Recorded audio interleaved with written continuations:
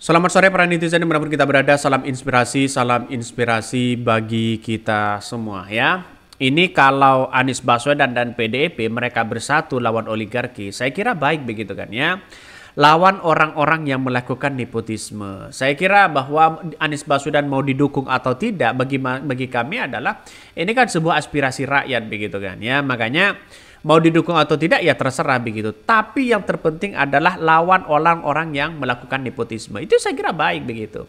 Artinya apa? Artinya kalau Anies Baswedan dan Ibu Megawati atau PDIP mereka bersatu lawan oligarki, saya kira ini bagus begitu kan. Apalagi ya PDIP punya pengalaman bagaimana melawan oligarki ya, melawan sudah mendukung Pak Jokowi begitu, yang jelas-jelas mereka di dalamnya pasti tahulah di dalamnya seperti apa dan bagaimana begitu untuk bisa mengalahkan mereka. Makanya seorang Jokowi tidak tinggal diam hari ini. Partai Golkar ya ya sudah didesak mundur Pak Erlangganya begitu. Mari kita baca ini. Salah satu contoh sifat oportunis tidak adalah mementingkan arah identitas politiknya. Fokus utama adalah mengambil keuntungan dan kekuasaan tanpa harus bekerja keras dan mengeluarkan biaya. Ini komentar dari netizen. Melawan oligarki kok cuma level gubernur? Ya, mulai dari level gubernur seharusnya begitu kan ya. Karena apa? Karena kalau tidak dilawan dengan gubernur, saya kira nanti begitu ya. Siapa yang akan maju di pilkada di Pilpres? Makanya kekuatan inilah untuk mendorong Anies Baswedan ya untuk maju di pilkada di Jakarta sebagai kekuatan, sebagai bentuk kekuatan. Ya diibaratkan PDIP ini punya senjata begitu kan. Diibaratkan seperti itu begitu. Maka kalau tidak mendukung Anies Baswedan, maka PDIP seolah-olah tidak punya senjata mereka. Semakin tenggelam begitu kan ya. Akhirnya apa? Kalau mereka punya senjata gampang. Anies, coba kamu lawan itu si Jokowi. Nah kan begitu logikanya. Coba bongkar ini semua begitu ini itu begitu kan ya. Kak ini kalau Gibran ini dibiarkan, maka kemudian eksistensi itu seorang Prabowo nanti kan kalah begitu kan. Ya, salah satunya menurut saya pribadi kalau Gerindra ini bisa bersatu ya dengan PDIP, saya kira ini punya kekuatan luar biasa. Artinya apa? Artinya Partai Golkar ya yang kemudian ada yang lebih dekat dengan seorang Jokowi begitu, kan mereka tidak bisa berkutik apa-apa begitu kan ya. Di masyarakat coba bayangkan.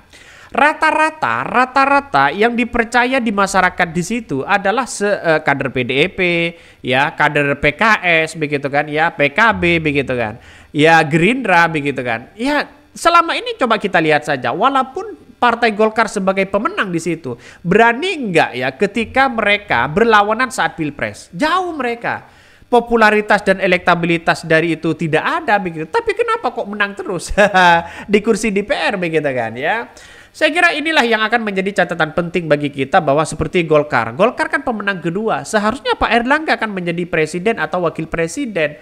Tapi pada kenyataannya tergantung dari politik mereka begitu kan. Artinya kalau ini punya kekuatan maka Partai Gerindra ini harus benar-benar bersatu dengan PDIP ya untuk melawan para oligarki di situ begitu kan. Makanya Prabowo ini masih kuat begitu kan ya. Para pendukung-pendukung mereka masih setia di tahun 2019 sampai sekarang begitu. Kekuatan inilah yang kemudian ya dicoba untuk dipreteli satu persatu. Maka kemarin ada kader Partai Gerindra ya kepada silaturahmi kepada Habib Rizik begitu kan. Ya kita lihat saja nuansa-nuansa seperti itu begitu. Melawan oligarki yang uangnya banyak, wah luar biasa begitu kan ya.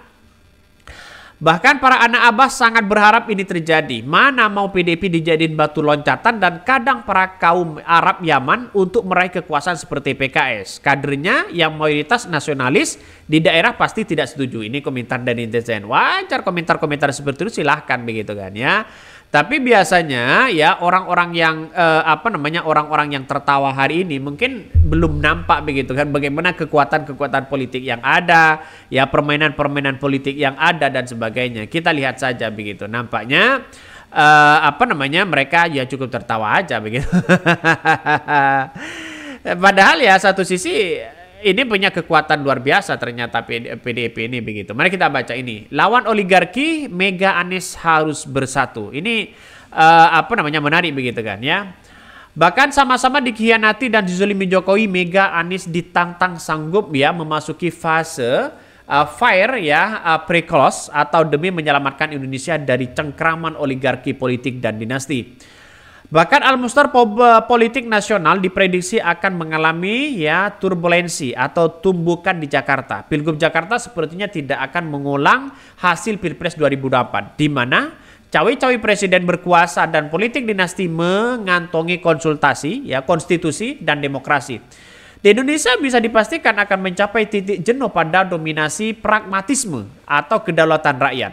Pilgub Jakarta perlahan membuka ruang ya bagi lahirnya perlawanan kekuatan spiritual terhadap hegemoni material. Rezim tirani mengalami anti klimaks kekuasaan ya, geliat perubahan tak terbendung lagi.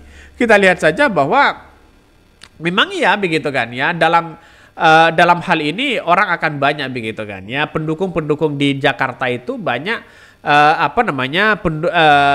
pemilihnya adalah agamis begitu kan. Wajar kalau PKS menang dan Anies Baswedan mereka sebagai efek begitu kan ya.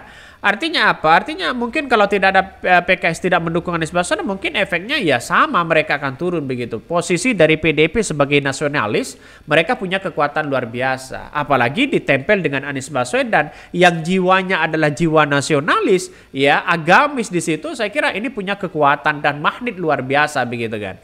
Makanya para kaum spiritualis begitu kan ya, di situ sekarang ini mengalami perubahan yang sangat luar biasa. Ya, di satu sisi kita harus orang-orang yang kuat ya, hegemoni material ini banyak yang menguasai atau bisa dikenal dengan oligarki yang bisa menguasai daerah-daerah itu karena mereka punya kepentingan besar terhadap bangsa kita. Saya kira ini yang akan menjadi awal bagaimana untuk bisa melawan orang-orang yang memainkan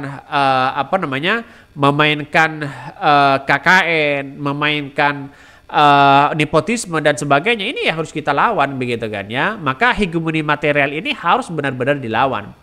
Maka adanya Ibu Megawati Soekarno Putri dan Anies Baswedan dalam realitas kekuasaan tirani di bawah kepemimpinan seorang Jokowi membuka peluang upaya melakukan rekonstruksi atau histori ya yang penyelenggaraan negara selama 1 dekade ini. Mega yang ikut berdosa bersama Jokowi meski tersandra, namun ya tugas menginsafi keyakinan oposisinya, pernah bersama Jokowi merajut kekuasaan. Kini Mega melakukan perlawanan. Begitu pula Anies Baswedan berkali-kali menjadi bulan-bulanan kekuasaan rezim Jokowi tanpa istiqomah ya dalam gerakan perubahan.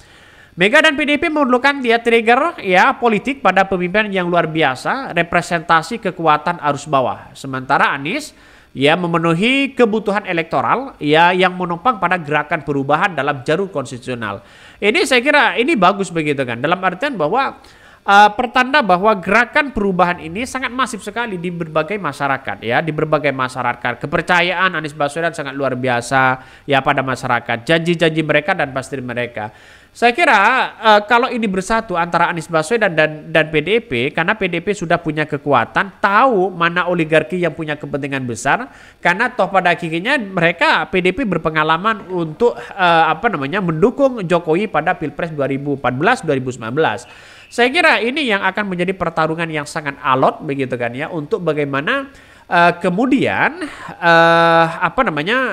PDIP ini dan PKS ini bersatu begitu untuk melawan mereka. Nah, senjata itu yang harus kita lakukan dan harus benar-benar dimanfaatkan begitu oleh PDIP begitu kan ya. Sedangkan masyarakat ini, harapan masyarakat sekarang ini, masyarakat Indonesia berharap dan pendukung Anies Baswedan berharap bahwa Anies akan diusung oleh PDIP. Ini menarik begitu.